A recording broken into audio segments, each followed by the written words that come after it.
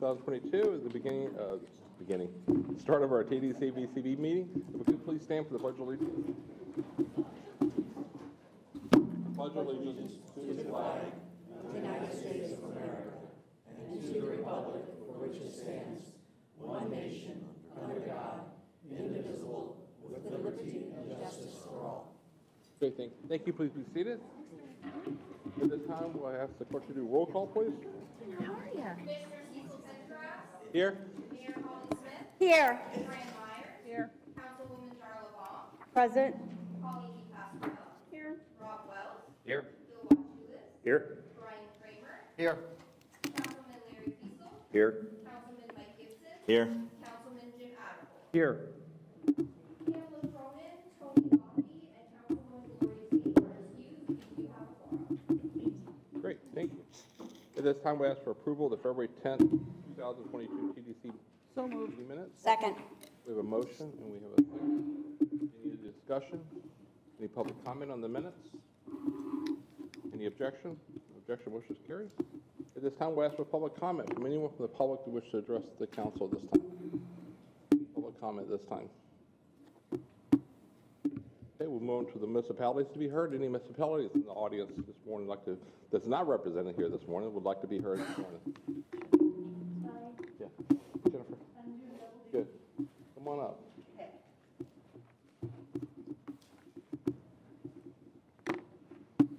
Good morning, everyone. Councilmember Jennifer Nelson, City of Cape Coral, District 4, and I'm also going to give a tiny update for my day job out in Captiva. I'll start with Captiva because it's shorter.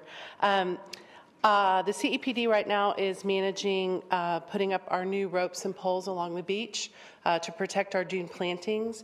So if you're out on the island anytime, you might see some bright, shiny new ropes and poles along with some signage, permanent signage that reminds folks to please be mindful of the new plantings. So we're looking forward to that being completed in about the next 2 weeks. Moving on to my other job, as a council member, Gloria Tate asked me to speak on behalf of her today because she had a previous appointment this morning. I just returned from Washington, D.C. I participated in the National League of Cities on behalf of Cape Coral. Initially, Gloria and Jessica Cosden were supposed to join me, but unfortunately weren't able to. I had some pretty successful meetings with Rick Scott, Senator Scott, and his staff regarding the flood insurance issues, the bill that's going to be signed on April the 1st, in addition to Senator Rubio's office and Congressman Donald's office. What I learned was that as I was on the Hill, literally on Tuesday, there was a new bill introduced called the Flood Insurance Pricing Transparency Act. The Flood Insurance Pricing Transparency Act would require FEMA to publish the formulas it uses under the Risk Rating 2.0. So basically, for those of you that are aware, there's a bill right now that's going to be signed April 1st. There's nothing any of us can do to necessarily stop it, but we can change it. I learned that Senator Rubio's office submitted an amendment that would take the 2.0 risk rating, which was in the current bill is about 18% annually, an increase, and he did an amendment that would make it 7%. Whether or not that's going to be changed, they're hopeful that it will be. They're even more hopeful with this new bill that was introduced on Tuesday, so stay tuned. I also learned about the infrastructure dollars for the Infrastructure and Workforce Act that was passed bipartisan recently, and money from the EPA will be available hopefully this fall. Municipalities and counties would be able to apply federally for some EPA grants to help with things like water projects, water quality projects, and of course, for Captiva, where it will help us is stormwater and wastewater. So we're looking forward to being able to apply for those funds. And lastly, Congressman Donald's office did indicate that Congressman Donald's was going to be doing earmarks, which he hasn't done yet in the budget. So for those of you that have any requests or things that you would like his office to consider. I highly recommend you write a letter to them and let them know, what you're looking for in terms of federal funding. Thank you. Great, thank you, Jennifer. Any other members like to speak? Well, good morning again, and welcome, and happy St. Patrick's Day. Well, next we'll go to Tamara Paget for our Executive Director report. All right. She's dressed in green this morning. I got a little bit of green. You got to have the luck of the Irish with you. Fran's got it down I now. have a great-grandmother from Cork, so there's some Irish there. First, let's start with the bed tax report. I have all good news, by the way. It's a good day to get to report to you. January bed tax collection of almost $7.7 million, an increase of 48% over last year, and by far the largest January we've ever seen, so exciting numbers. For the fiscal year to date, that brings us to about $20.7 million. Again, about a 52% increase from October through January. In terms of the STAR report, again, all positive numbers here. Now, you will remember things were, still off a bit January and February and even part of March last year. I think as people were getting vaccinated and, getting more comfortable and, venturing out, we definitely Q1 was off in 2021, but you will see that occupancy coming in at 76.8, up almost 41%, almost $200 in ADR and over $150 in RevPAR for January. And then when you look at the vacation rental data from Key Data, 77% occupancy, 277 ADR, and 144 on the RevPAR. So really strong numbers across the board. I think, I've talked to a few of you, and I hear things are going smashingly well for the start of the year. In terms of the airport, over 1 million passengers through the airport in January, up 52%, and of course the year to date is the same since it's just 1 month of the calendar year. I do have a couple of things to share with you staff-wise. I have some new staff that I'm going to be sharing with you and one departure. First, let's welcome Juliana Silva. She is our new customer service specialist. In this role, she'll act as the public's first point of contact, and she'll be located here on the first floor of the building and will assist as people come into the building for both us, economic development, and sports development.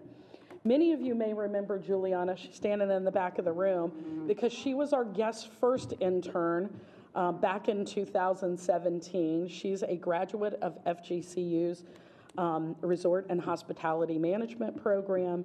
She is originally from Brazil, and the benefit of Juliana is she speaks Portuguese and Spanish in addition to English. And Juliana became a citizen of the United States in 2018. We also have 2 interns, Taylor Wilson, who is a communications major at FGCU.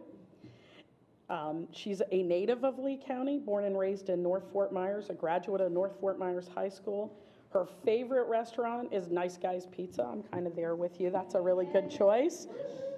And her favorite place is Caloosahatchee Creek's Preserve in North Fort Myers. I think we have a lot in common. I'm just going to say that. That's one of my favorite places to take a hike as well. Sarah Campos is with us as well. She's our marketing intern. She will be helping us develop the Fort Myers Discovery Challenge, a new mobile passport that will be launching this month. Wait a minute, is that right? This month? Yeah, wow. And she is also gaining experience assisting in the planning of the travel rally and Island Hopper Songwriter Fest. She also is an FGCU student. She in communications as well. She will be graduating in May. Congratulations. She grew up in Cape Coral as a graduate of Bishop Verreau. She likes the beach with her dog, and she recommends the boathouse in Cape Coral to watch sunsets. So we're thrilled to have all 3 of them on our team. In addition, as I said, there's one departure. Francesca Donlin, our communications director, is going to be leaving us. She is taking an opportunity to join the team at Discover Newport, her home area, her home state. So we wish Francesca well. We will miss her, but this is a great opportunity for her. And her mom lives in that area, and you know, all those fun aging parent issues. So it's great that she will be there to assist her family, but we will miss her. So that is a VCB update. Now I'm going to ask Brian Osowski to give you an update on marketing. He's got lots of fun stuff to share with you today. So, Brian?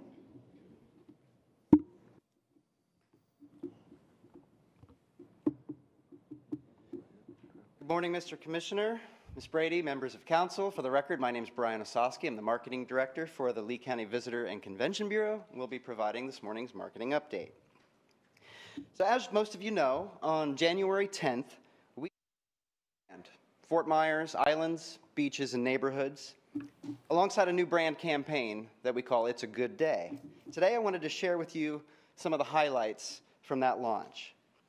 First, let's just quickly revisit the Good Day campaign concept overview.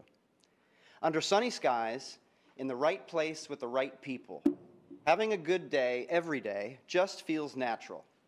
This has endeared people to Fort Myers, islands, beaches, and neighborhoods for so long, and this is what will drive new visitors to our destination. It's what people need right now, the simple belief that it's time for more good days, and there's one place that always delivers.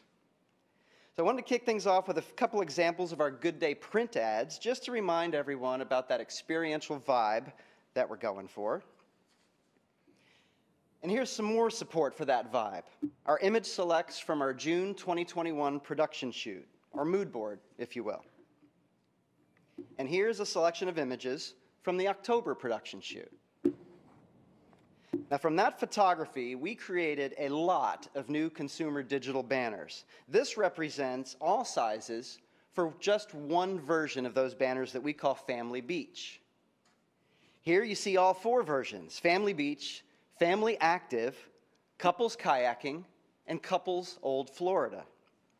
Then, when we add in travel advisors and co-op, not to mention the meetings and wedding banners that we created, plus those co-op executions, you get the idea. It's been an entire redo of our digital brand identity.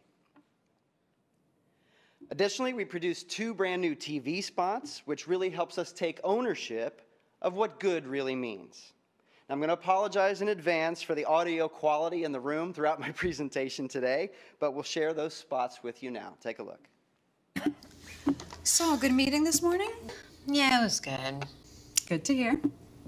How was your trip to Fort Myers? So good.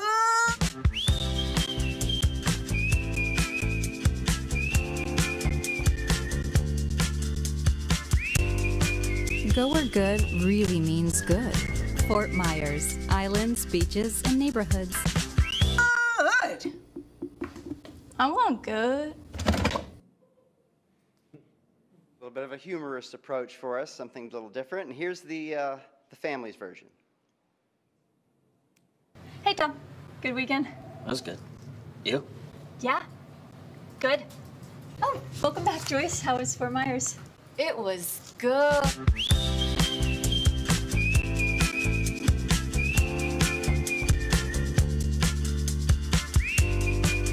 Go where good really means good. Fort Myers, islands, beaches, and neighborhoods. Good. Sounds good. There you go. Great face. All right, so next we're going a bit old school with this spoonbill we're calling a spoonbill direct mail piece. It's being mailed to over 100,000 targeted households with children.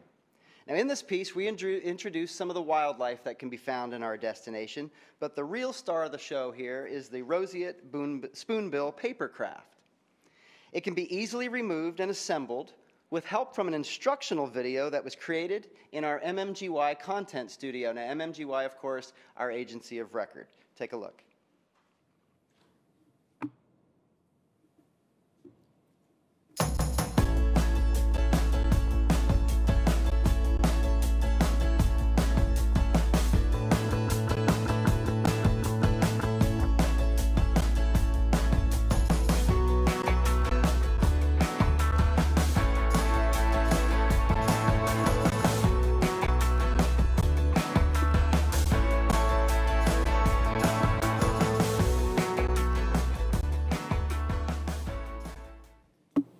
So there's a QR code in this direct mail piece as well that leads to a dedicated landing page that's hosted on our new visitfortmyers.com website. The landing page hosts not only the instructional assembly video, but also additional family-friendly content. So staying with the show and tell theme this morning, moving on to paid media. Our paid media approach for the brand launch in January and February included some awesome broadcast integrations, Advanced TV, Pandora, Condé Nast, and USA Today. This month and into next, we're continuing to run with Pandora, of course, the Spoonbill direct mail piece, a very cool New York Times placement, a first-of-its-kind Verbo campaign, 2 new Matador brand videos, and a Garden and Gun influencer campaign. So I want to kick things off with the Drew Barrymore Show. We partnered with Drew Barrymore for a sponsored segment and social extension featuring Sammy, identified as a Drew-gooder. Now, Sammy is an oncology nurse for the kids at the Children's Hospital of Philadelphia. She is a fierce advocate for children in foster care, having founded her own camp for kids called Camp Belong. And she's also fostering a 6-month-old preemie. This was a 5-minute segment featuring us and our prize partner, South Seas Island Resort. Due to time today, I'll just play the final couple minutes of this segment, but you'll see our entire integration. Let's listen in. Sammy, thank you so much for all you do for our kids here in the Onco Clinic. We just want to say how proud we are of you and your dedication to the children. You're one of the most compassionate people, not just nurses, people that I've ever met. What you do for our patients here and outside of work is just simply amazing. We're so grateful to have you as a teammate. We're so lucky to have an amazing coworker like you. You're an inspiration to everyone who knows you. We love you. We love you. We're so proud of you. You really are making a huge difference in these kids' lives. Sammy was the first nurse that I had when I was at CHOP. She's truly one of the kindest and most generous people that I have ever met. She made such an impression on me that in the fall I will be attending college to be a nurse just like her. Love you, Sammy. I just wanted to thank you so much for everything you did for Brooke throughout her very long treatment and especially in her final months, and for helping so many kids, not only in the oncology world, but in the foster world as well. Thank you for all you do. I love you, girl.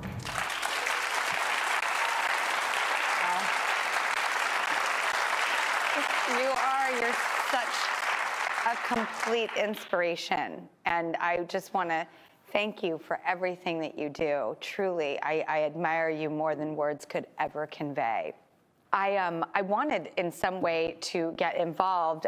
You said that you were hoping to get to Florida to reunite your daughter Jordan with some of her biological relatives. And we've teamed up with the islands, beaches, and neighborhoods of Fort Myers and Florida to give you a 5-day 4-night trip to South Seas Island Resort on Captiva Island, because it's always a good day when you visit Fort Myers. And Sammy, it's a good day for us because we had the privilege of meeting you and hearing your story and being inspired of a way to live a life.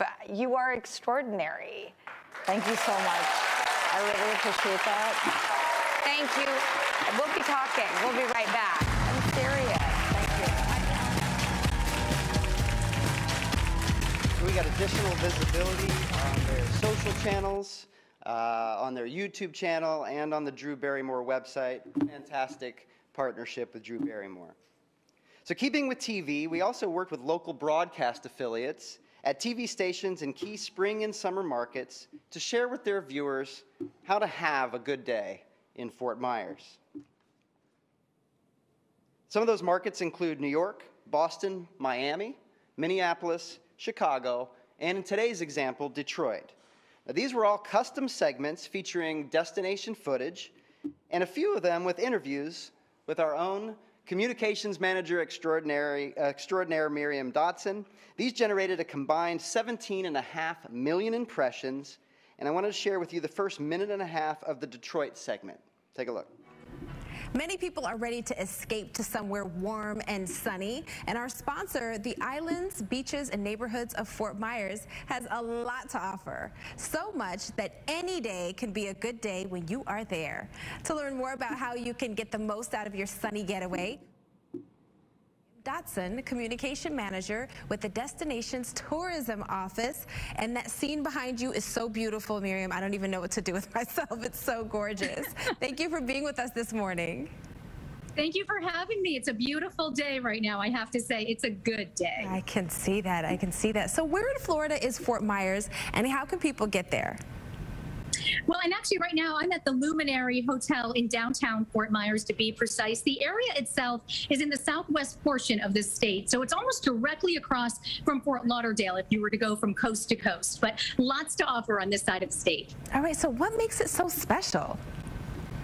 I'm glad you asked, because obviously you can see behind me, it's gorgeous. You've got palm trees, great weather, and beaches. But one thing that we also like to boast about just a little bit are our islands. There's more than 100 different islands in this region, 50 miles of shoreline, and plenty of outdoor activities to do. We really embrace nature here. And it's not just beaches. We have a growing arts culture and also places where you can check out galleries, live entertainment, things like that. But what we really want to stress is this is where you can go to have that shoulder drop feeling, that moment where you can just let the shoulders drop and relax here in our area. Oh boy, I can see how that would happen. It's so beautiful.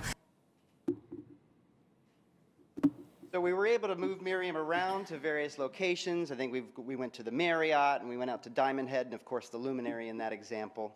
And again, 17.5 million impressions there. Quickly touching on advanced TV, which is really a fancy way of saying streaming TV. We heavied up our placements with the new campaign spots that I shared with you and rotated between both the couples and the families version. In this example, with our partner Curve Interactive, it's pretty cool. We could display our QR codes over top of our video footage so that when scanned, it takes visitors right to the Plan Your Trip section of our new website. Next up is digital out of home. Now, we launched our new branding campaign with these high-impact digital billboards in key markets, including Miami, Cincinnati, Boston, Chicago, New York City, Atlanta, and Columbus, Ohio. The non-traditional board sizes and animation capabilities on some of these boards really made them pop, and we're estimating 26 million impressions through this digital out-of-home effort. Moving on to premium publishers. The team worked to secure inventory on premium sites that align contextually and behaviorally with our target audiences. We utilized custom creative and messaging to match each publisher's look and feel. Now with Condé Nast, they produced a new long-form video for us. Goes along with a custom article and some social media posts. If we have time, we'll chuck time after my presentation, we can play it at the end. It runs about 7 minutes. Here's another integration with USA Today that included an interactive article, high-impact digital display units, and of course, those social media posts that we love. Here are a couple quick travel endemic examples. Endemic, a fancy way of saying specific, so travel-specific publishers. Here on the left, you see Sherman's Travel. We've run email campaigns with Sherman's Travel over the years, and for them, they have an open rate, a benchmark of 42%. With our new brand content, we achieved a 50% open rate with Sherman's Travel. On the right, we refreshed all landing pages across all Expedia brands, which included a brand new destination experience page. And finally, for paid social efforts around a brand launch, we deployed a paid campaign across all of our channels, Facebook, Instagram, Twitter, and Pinterest, focused on driving users to the new visitfortmyers.com website. This campaign yielded 22,000 landing page views at a very efficient 81 cents cost per view. So a bit of housekeeping needed to take place given the scope of our brand name change, starting with social media. We claimed the handle @VisitFortMyers account from Instagram and Twitter, which means we're able to keep our channel naming consistent across all channels for easier findability. We also introduced a brand new hashtag, #MyFortMyers, that's already earned 530 public shares in just a couple of months. Our channel bios and names were updated both domestically and on our global pages in Germany, the UK, and Canada. Missing a slide. Sorry about that. And of course, we began weaving our good day messaging throughout all of our evergreen social ads. We have some examples that somewhere they disappeared here of Ding Darling, Estero, Koreshan State Park, and the River District. But what I wanted to really say is that the team is really stepping up our content calendar. We are committed to highlighting all of the various neighborhoods throughout our entire area. Jumping to our new website, the new visitfortmyers.com.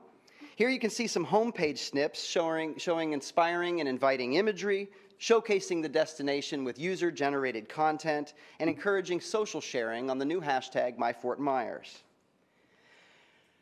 As we've been going through this process, you've probably heard me talk a lot about mobile-first design, because it's important that visitors who are visiting our website on mobile have a similar experience as they would on our desktop version of the website, because nearly 65% of all of our website traffic comes from mobile devices. Our islands, beaches, and neighborhood overview pages included interactive maps and a mix of other visually engaging content modules linking to detail pages and articles throughout our site. As mentioned earlier, the Plan Your Trip section is a landing page for some of our QR code placements, like that Curve TV, Advanced TV placement I shared with you earlier. Again, featuring inspiring, engaging, and informative content, providing good day motivation. Our Things to Do section, there is a filter for activities, attractions, and events, and visitors have the ability to refine those results further. Our web visitors can easily find the in-destination experiences and activities that they're most interested in. Now, the new website editorial is taking center stage. This example features some in-destination user-generated imagery, and we've added Explore More tag links to links out to related category listing pages. Of course, the website continues to be a work in progress. Moving on to email, I believe in the room today we have Lauren Pope, our email strategist extraordinaire at MMGY Global. Lauren, are you here? Back in the corner back there. Lauren has been responsible for a lot of the work I'm about to share with you. As with our digital banners that I shared with you earlier, our consumer email templates have been rebuilt from scratch with the brand new Good Day look and feel. Thus far, we've deployed 3 Good Day emails in a series to our subscriber base of 276,543 people who have signed up and opted in to receive information from us. We've seen very, very strong open rates ranging from 30 to 38%, and the click-through rates follow suit. Then something new with email, much like we do with our weather-driven digital banner ads, we're going to test some similar messaging with email. Basically, we'll deploy emails to subscribers in states that are experiencing inclement weather, with headlines like, "It's a good day for a moment in the sun," "Sun time's ahead." This will be executed with full campaign creative support for a fully integrated approach. So taking a look at where we are performance-wise, these metrics include October 1st through the end of January 31st. First up is impressions. We're just under 170 million impressions, pacing 27% to goal, our goal being 625 million impressions. Now, the engagements, just under 8 million, are actually pacing a little bit behind at only 13% to goal. Our advanced TV placements really ramped up in January. We were a little light in winter. And the integrated packages, some of which I shared with you, we typically launched those right at the beginning of the fiscal year in October. But because we knew we had brand launch coming in January, we held some of those packages to align with the brand launch. So we really think that this number is going to jump up as we get further into spring season in the coming months. And then finally, our inquiries at 300,000, we're pacing about 17% ahead of the same time last year, and overall 19% to goal. Our cost per 1,000 impressions, we like to see that at or below $13. We're at a very efficient $8.70. Our added value already is at 2.1 million, and added value is exactly what it sounds like it is. How much free did we get above and beyond what we've paid for? We're at 65% to goal, our goal being $3.25 million by the end of the year. And finally, 37,000 hours have been spent engaging already with our new brand messaging. To put it into perspective, about the same time last year, we were about 33,000 hours, so moving the needle in the right direction. So I've talked a lot this morning about where we've been since our January 10th brand launch. I just want to take a quick look ahead at some upcoming placements that the team is working on. First, the New York Times. The New York Times always performs amazingly well for us. We're working with their team on a brand new native article featuring 3 interviews with local business people and what it is about our area that they love so much. And we love this one too, right? Because it's a great crossover effort for both our VCB consumer leisure efforts and our economic development efforts as well. The 3 businesses that are featured will be Ambu Yoga on Captiva, Jones's Family Barbecue, and Salty Sam's Marina. Next up, the Smithsonian Magazine. Now, we've worked with Smithsonian over the course of the years, but this is going to be brand new for us, brand new for them as well. We'll be sponsoring their Good News Hub, launching in April and running for the better part of this fiscal year. This includes promotion across the entire Smithsonian website, and we'll receive 100% share of voice on all of those ads.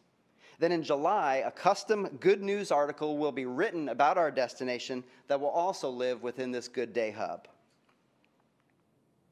Matador, many of you probably remember Matador. I've talked a lot about them. They've produced some of our favorite videos over the years, like I Am the Sea and Beyond the Beach. And they've recently executed a production for 2 new brand videos that'll be ready here in the next few weeks. They will be distributed across their website and across all of their social media platforms. With this buy, it includes 60-second, 30-second, and 15-second cut-downs and German translations for each video for use by our international team. And finally this morning, Vrbo. This is a first-of-a-kind effort for a destination with Vrbo that includes an influencer integration and a dream Fort Myers getaway. We'll have a custom sweepstakes landing page that's being built, and of course we'll receive all of those leads. We'll also be part of the launch of a new high-impact marquee ad on the Vrbo website. It will really help to elevate our vacation rental story. So that's all I've got for you today. I'm glad to answer any questions that the TDC might have for me. Great. Thank you, Brian. Great presentation. Any questions at this time from the council for Brian? Very comprehensive. Go ahead. Good. Brian, can you just clarify that we're at pacing at 20, this is integrated performance slide. I guess, what's the time frame we're looking at? The end of the year or the end of the fiscal year, which is October, as far as what these percentages of our goal? These percentages to goal are through the end of the fiscal year through September 30th. September 30th. Great, thank you. Anyone in particular you wanted to talk more about, Ron? No, I just wanted to make sure I do. Okay. So that represents October through January, just for context. I realize we're in March, but in terms of data, you know, we're looking at January through January data. Thank you. Any other questions? Okay. Thank you, Brian. Are we on time? Did you want to take a look at the Condé Nast video? You want to see the video, or on? You know, I know the sound is not great in this room, so apologies. But if you'd like to see it, we'd be happy to share it. We're real proud of it. One of the things that we really like about it is it's not all about beach and coastline. This touches a lot on a few inland experiences. We're really proud of the production value. If we have time, I'd love to share it. Amanda, you want to cue it up? I'd like to see it. Let's see it. Yeah. Right. That's Buttercup. She loves to get pet by all the guests. I'm glad to oblige, Buttercup. I'll pet you anytime. Was that as good for you as it was for me? My name is Jesse Ashlock, and I'm the Deputy Global Editorial Director of Condé Nast Traveler. As part of my job, I get to travel on assignment to destinations all over the world.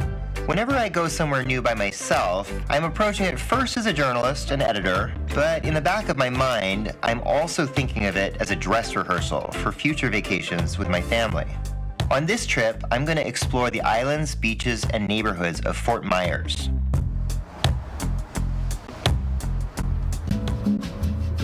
I've always known about the Gasparilla Inn and Club as one of those forever places, a certain kind of grand dame that gets passed down from one generation to the next. And the moment I walk through its gracious white doors, I get it. After that tasty breakfast, I'm ready to explore. When people ask me what kind of traveler I am, I often tell them that I love a beach resort, but I'm also an active adventurer. This is a great part of the world to be both. At Telegraph Creek, I meet Brian Stockbridge, a tour guide from Gulf Coast Kayak, and we get right into the water. Water here doesn't mean chilling by the sea. It means plunging into a mysterious world of live oak trees and cypress stretching across the still waters, air plants and Spanish moss clinging to them, muddy banks carved out by alligator activity.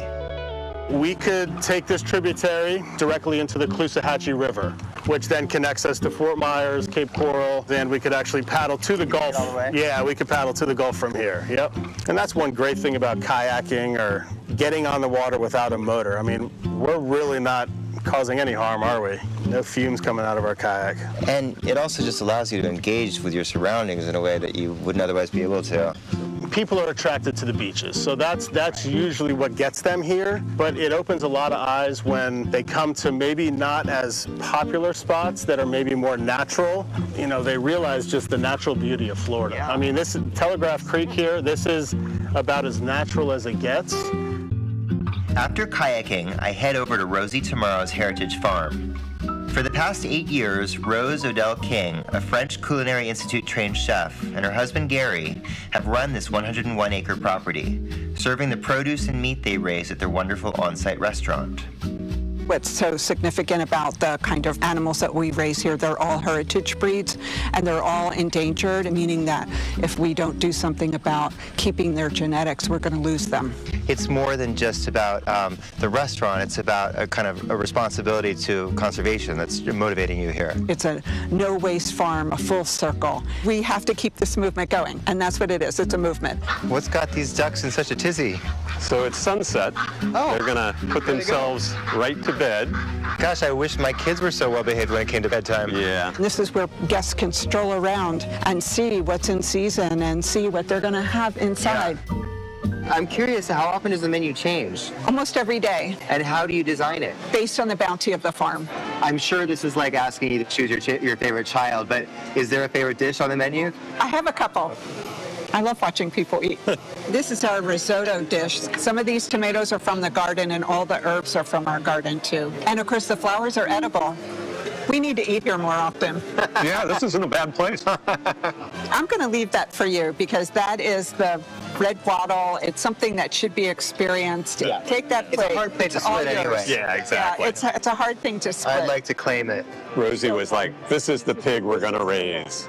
To you guys and your wonderful restaurant, and thank you so much for letting me into your world for a few minutes. I appreciate it. Thank you for Thank coming. you. Thank you. Cheers. The next day, I head to the 6 Mile Cypress Slough Preserve to meet Rick Bauer, a conservation ecologist who is the land manager for the park. Rick encourages visitors to the preserve to slow down. This is a place that rewards the visitor who stops to take a wide-angle view of the woods. But what makes the place even sweeter is a story Rick tells me about how the preserve came to be, through the efforts of children who wanted to protect it and wouldn't take no for an answer.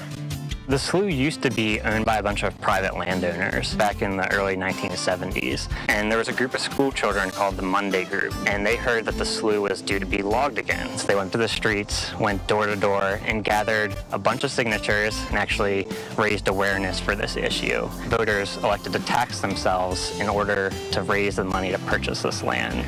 Walking the boardwalk really gives you an opportunity to experience what old Florida used to be like before the modern development. In the 1930s and 40s, McCollum Hall was the happening place in Fort Myers, as jazz legends on what was known as the Chitlin Circuit would stop to perform here in the Dunbar neighborhood on their way between Tampa and Miami. Sherry Schifrin, the founder and director of the Fort Myers Mural Society, recently commissioned a series of murals behind the hall in tribute to this legendary moment in the town's history. JP, one of the artists, gives me a tour of the murals and the historical inspiration behind them. The performances inside the building were expensive for the neighborhood to participate, so other people still wanting to participate in the sounds of the music would hang around in the yard, hitting slap boxes and barbecue, smoke cigars. Well, coming over here, I saw people barbecuing over there, and I saw people barbecuing over there, so I feel like that spirit is alive and well. The spirit's here. I dedicated these 3 panels to the dancers because during a time of segregation, they would still allow the white community to attend the events. That shows you, like the powers that art has. Although there was a velvet rope down the center of the dance floor because of the segregation, as soon as the music started playing, the rope disappeared and everybody danced together. It suggests how different things can be if you're talking about people instead of politics, which I feel like is probably something we all could learn from right now in our society today. Before this trip, what I knew about Fort Myers was what I think a lot of people know. It's a beautiful place on the west coast of Florida with a number of islands and some of the best beaches in the country. This trip certainly confirmed all that, but what was cool was how much more I discovered here. There's still an untamed quality to nature and a certain slowness about the way you can experience it that isn't like other places. And those qualities are linked to a commitment to preserving these places for the next generation. That's an experience that I can't wait to share with my family.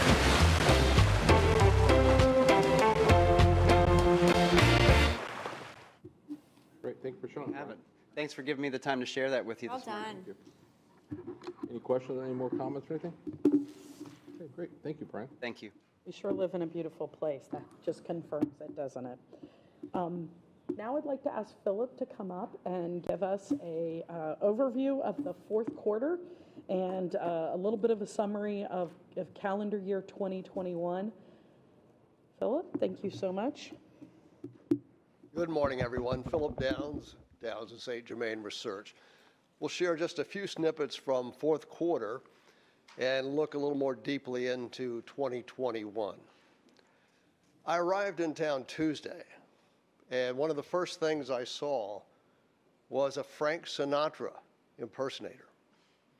For those of you too young to remember Frank Sinatra, apologies, but I thought immediately of Tamara and her team, of the TDC Council, and all of the businesses that represent tourism.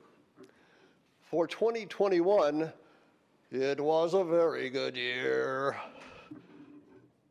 So, when you look at TDT collections, you look at wages, jobs created, spending by visitors, and you have 40 to 50% increases over 2020. It was truly a very good year. And 2021 was not just a bounce back year. 2021, almost every single metric exceeded the metrics for 2019. And as you recall, 2019 was a pretty good year as well.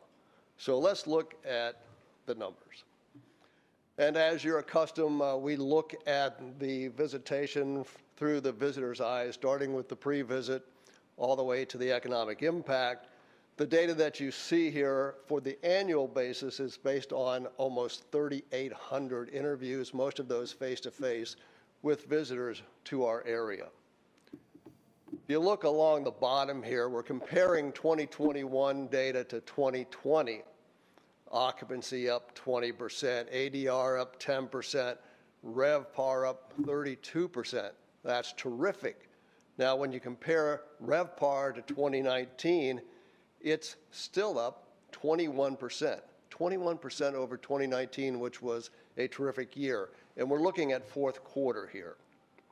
Other fourth quarter data, visitors up over 18%, room nights up 35%, spending up almost by a half, and economic impact up nearly as much as well. And so when we relate this to 2019, economic impact is up 27% over 2019. So terrific year. And I think it's hard to kind of gloss over these numbers, or it's easy to gloss over these numbers. Tamara was showing some STAR data and key data for the vacation rentals, and it was 49% increase here and 50% increase there. never see these types of increases again. I mean, these are fantastic data. You should be patting yourselves on the back, high-fiving, fist bumping. These are great numbers. So we look at 2021, the data here. Again, for the entire year, fantastic numbers. Looking across the bottom there, comparing it to 2020, you see the increases all the way over to the right column. RevPAR up 44%. This is 12% higher than 2019. That's terrific. Looking at other key metrics here, visitors over 4.6 million, economic impact nearly $6 billion. That's up 39% over last year, but compared to 2019, it's up 12%. So fantastic numbers. Congratulations to all of you in the industry. Jobs, not just from direct spending from visitors, but from the induced and indirect effects of that money as visitor spending circulates throughout the economy. Nearly 70,000 jobs at $1.8 billion in wages. Every 68 visitors creates a new job. And TDT collections were through the roof last year, up 54%. Up 54%, but they were up 32% from 2019. That's fantastic. The money, the taxes that visitors pay, state and local taxes, saves every household in Lee County $2,139. Visitors paid $590 million in state and local taxes last year. People are influenced to come here because it's warm, it's safe, it's peaceful and relaxing. And they come here to chill. I think there was a shoulder-dropping comment in the marketing presentation, and that's why they are here. Almost half of them book directly with the hotels and condos. We have 16 and 12% booking with Vrbo and Airbnb. A plurality stay in condos and vacation rentals, 3 out of 10 in hotels, 1 out of 4 stays with friends and relatives.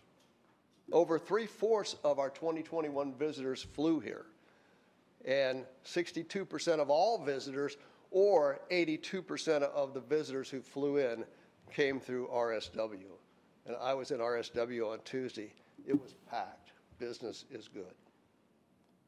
They're coming from a lot of the Midwestern cities like Chicago and Minneapolis, Detroit, Columbus. And here's a snapshot of our visitor. A lot of information there, but they're staying about 7 nights. Median household income about $106,000. Interestingly enough, 1 in 8 of our visitors earns over $200,000. So we're attracting an upscale visitor. On the left of this graph, we have reasons why they come. On the right, we have what they do when they're here. So they come to relax and unwind, to go to the beach. But some of them come and then realize that while they're here that maybe they should shop. For example, only 4% came for shopping, but 37% of those who visited did shop. And the reactions from our visitors, the loyalty percentages are terrific. And these are right in line with what we saw in 2020, 2019. And I was chatting with some of you earlier about the labor challenges that you're facing. And despite the labor challenges, you're providing the experience that visitors expect. 41% said that their experience at the accommodations exceeded their expectations. Only 4% said that their expectations were not met. We give people a chance to check off what they didn't like, and they take that opportunity. Traffic was a concern, seaweed, and high prices. We give them a chance to explain and to express their feelings about their trip here, and then we categorize those into groupings, and a wonderful place to visit was one of those categories, beautiful beaches was another, and warm weather was a third. So as we look at 2021, it was in fact a very good year, But looking at Star for the last 28 days, compared to last year at the same time, RevPAR is up 85%. That's terrific. Any questions? Thank you. Thank you. Thank you, Philip. I think my question for you know, it's always tricky because we get this data late. Q1, strong. I mean, everyone feeling really confident. Yeah, best year ever. Ever. You know, That's awesome. and second quarter looks like the same. So And you know, I even look at, you know, what we considered our off season. When will that be? You know, it just seems it's not a shoulder season anymore. Our shoulder season is pushed. I think we're seeing more year-round accommodation stays here. You know, I think this is, you know, travel timing, rate, you know, opportunity. You know, last summer was the first time some people were comfortable traveling again, right? So they came here during the summer, and now, you know, maybe they're going to come back again in the summer because, you know, it's a little bit more affordable, yet the experience is still very similar to the one they're used to. You know, it's going to be really interesting to see how this plays out long term. But, I mean, Bill, you know, I know you tend to have a lot of advanced bookings, your property, which I think is a good bellwether. Do you see it into May or into the summer? yeah, I think what we're going to see for this year is you know, they call it a paradigm shift when you have some, you know, phenomenon, and you know, COVID has caused a paradigm shift in the fact that during the summer you normally just got Florida residents. Well, now you're getting Chicago, Minnesota, Boston still coming down during the summer because are you going to take your family to the Bahamas or Jamaica and have that chance? Not that they're worried about getting sick, but they're just worried that if I test positive, I'm stuck here for you know, longer versus let's just go to Florida. It's easy. And coming down. So I think we'll continue to see that this year, and I think it'll go into next year. And then I think you'll see domestic start going back internationally. But I think we'll also have this shift is you'll have international coming back to us. So I think unless there's a black swan out there, like a war, I think things are going to be good in the hospitality business for the next foreseeable future. So.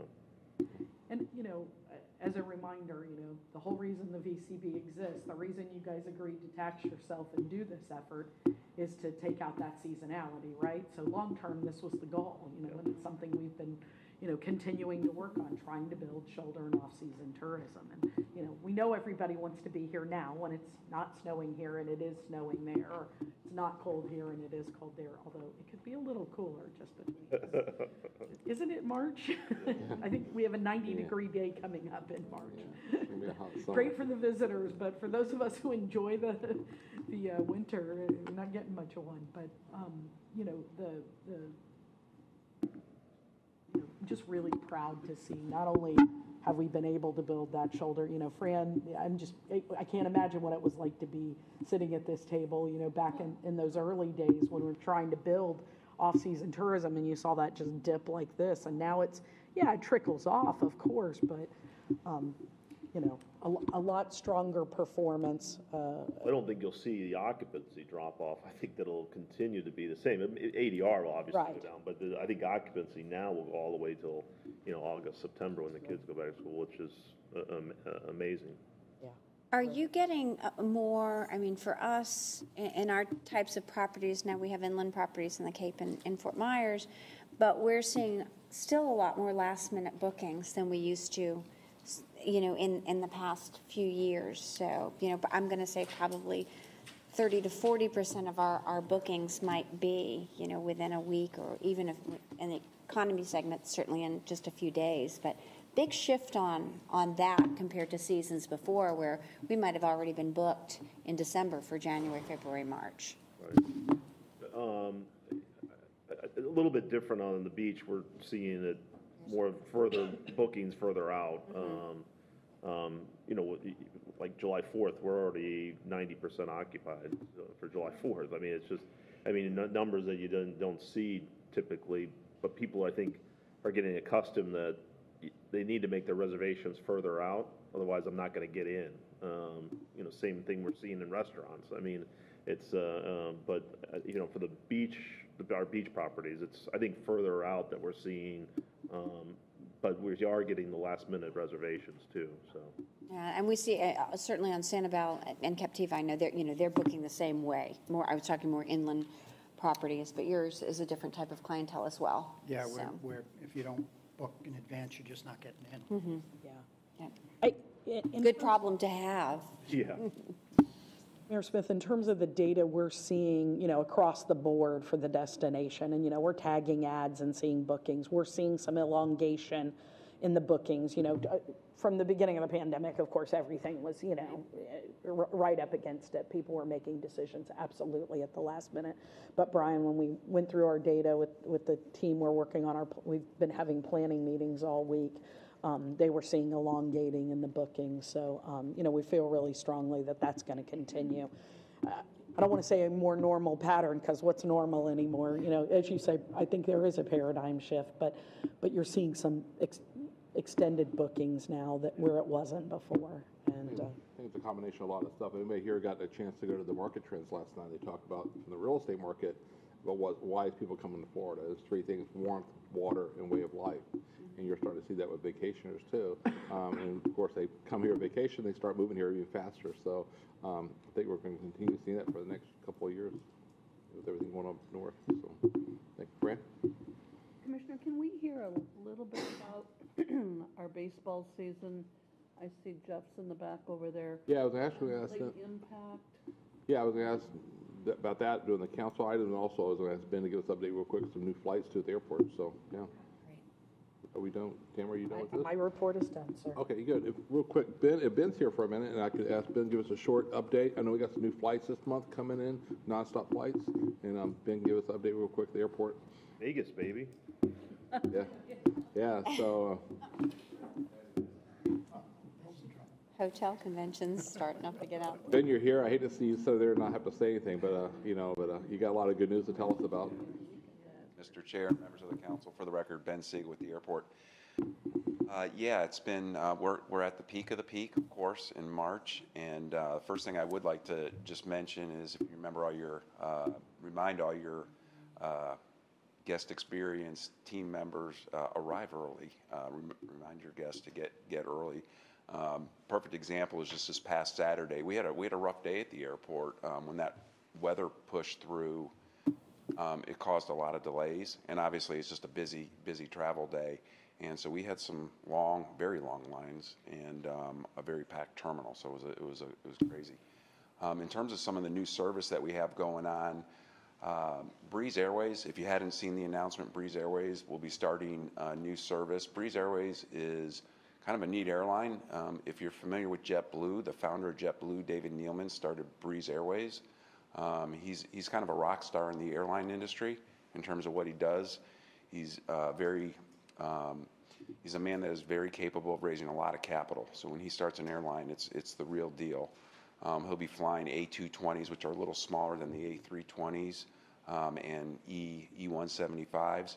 He'll be starting service out of Fort Myers to Charleston, South Carolina, and Las Vegas on June 8th, twice weekly. Eurowings will be starting on March 28th to Frankfurt, which is an outstanding destination to Germany for us. Provides for a lot more connections throughout Europe. Going to Frankfurt, it's a Lufthansa hub, so we're real excited about that.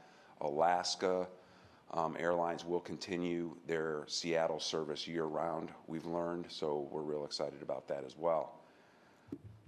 With that, that's all the new service announcements that I have today. If there's any questions for me, I'd be happy to answer them. Great. Thank you, Ben. Just wanted to give the council the update on that good news. Okay, sure. Thanks again. Yeah, no problem. And Jeff, you want to give us an update real quick on spring training? Tell us. What's that? Or maybe Mark Weber's here. Mark here too? Is Mark back there? Oh, okay, I couldn't see you, sir. Okay. Either one, sorry. Hey, good morning, Council. Jeff Mielke, Lee County Sports. Spring training starts today officially at JetBlue Park, and Mark, you start on Saturday, correct? So we will have full slate of games up till about April 4th and 5th. So abbreviated schedule, but still getting about half of a season in. And all indications are that ticket sales are going really well. So. Great. Okay. Any other questions? Any questions or anything for staff? Okay. Thank you. Tamara, are we doing some of one of the games too with the TDC? We will. We have a Industry Appreciation Day, and we've set that for, now Jeff's going to have to remind me, is it April 4th? April 4th. So okay. We will be getting that information out to you. We just established that, I think, in the last day and a half or so. So. Well, it actually happened after all. We were afraid we weren't going to have any spring training, and then pulled together and got that collective bargaining agreement. So. Great news. Okay, we're going to council member items. Bill, do you have anything you want to start us off?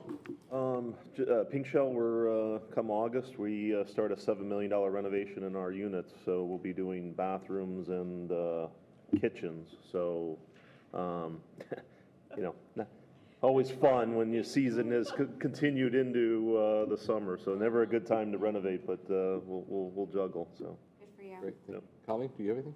We, as you know, the Tourist Development Council and Bed Tax helped fund our Southwest Florida Craft Beer Week. It was the first event last Labor Day. So we are going to do that again in 22. We received funds for that, and we've increased that. Well, it will be a 10-day event. But what we're doing in the interim was the breweries want an opportunity to showcase their beer in front of our tourists versus waiting till August and having a lot of that be out of season.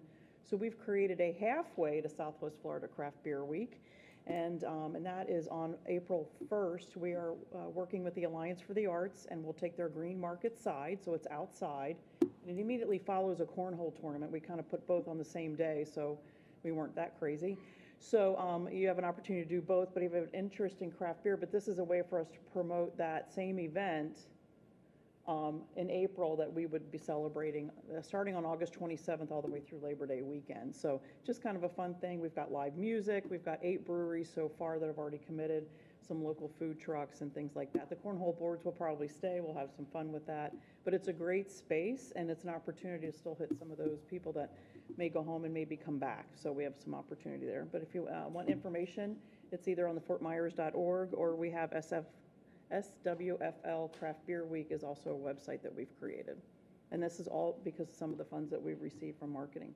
Thank you. Great. Thank you. For any update from the beach or from the airport? Well, Ben pretty much, I think, covered everything from the airport, and our roads are finished out on Fort Myers Beach. It is. But, you know, we're all, thank you. Thank you, Commissioner. Yeah. 7 years early. That came out nice, though. It did. It really did. And I think that's about, we had our St. Pat's Day parade today. That's why I was almost late. But I think that's it. Good. Great. Thank you. Councilwoman Blanc? Nothing? Quite. Just a couple of things. I'll tell you, 37 years ago, I came to Fort Myers. I came because of the marketing. When I was looking around, being at University of Maine at Orono, way up in northern Maine, looking for a spring break location.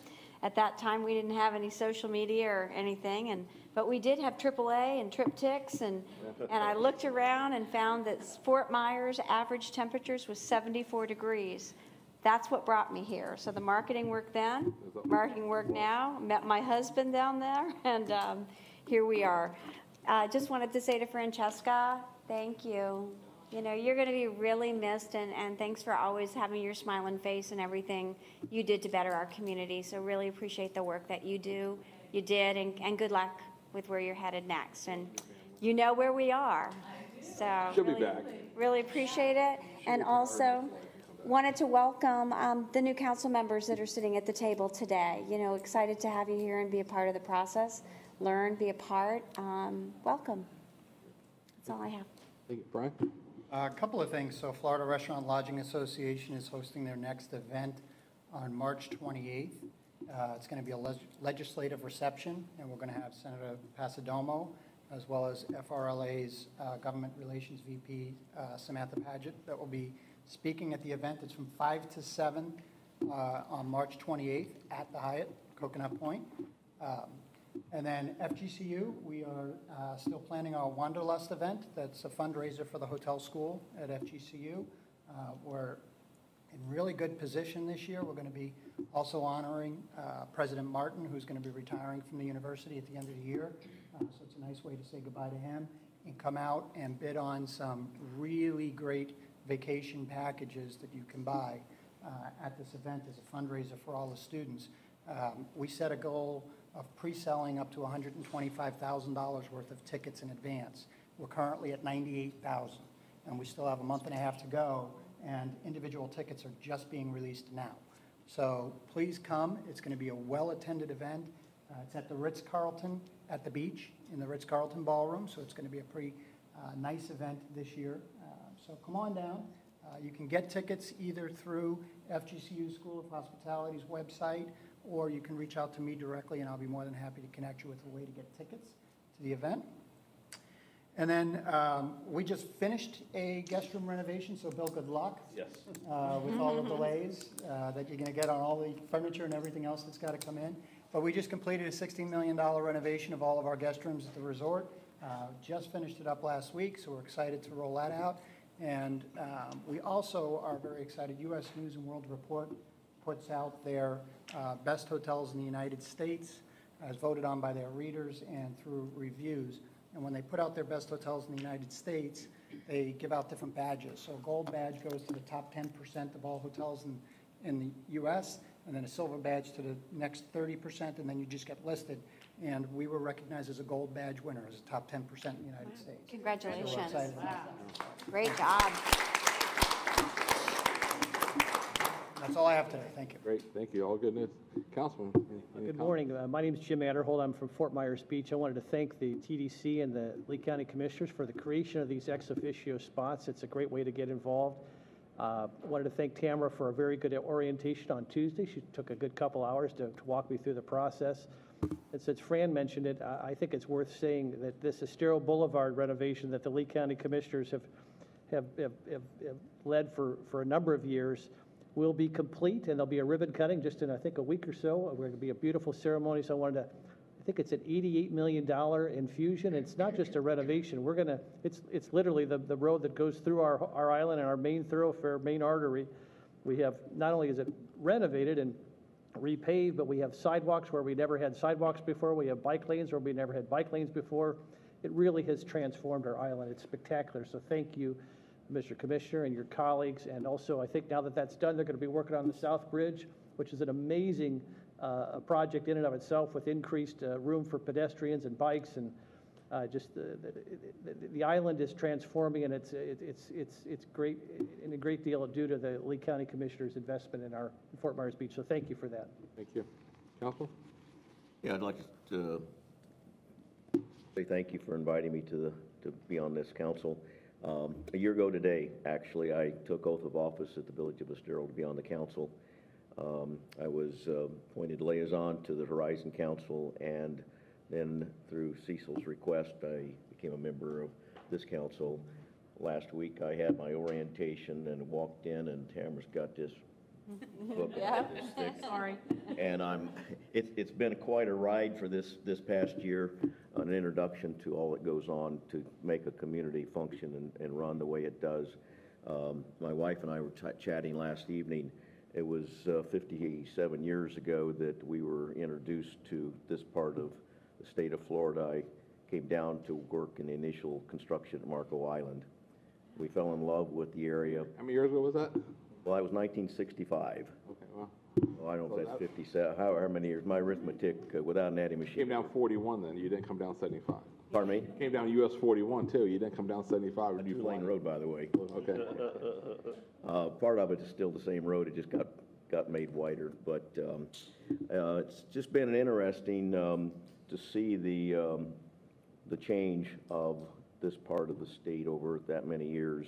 It was pretty primitive and frontier back in those days, but it's quite a location. Very proud to be a member of the community, live here, and to be a part of helping maintain what has been started previous to my involvement. So it's been a fun year, a year that I would not have expected earlier in my career. I was in construction and never thought I'd ever be in a position to be involved with how a area gets developed. But I've enjoyed it. It's been a fun ride.